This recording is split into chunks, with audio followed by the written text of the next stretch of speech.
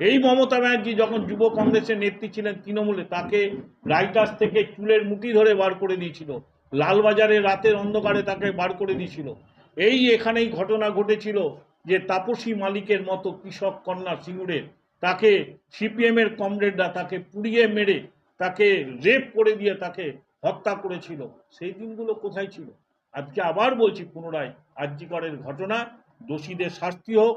আর যারা মমতা ব্যানার্জির নামে যারা নিন্দা করছে, কুৎসা রটনা করছে, আমরা তাদের বলছি তাদের মতো অপদার্থ এবং কুলাঙ্গার তাদের মতো আর কেউ নেই।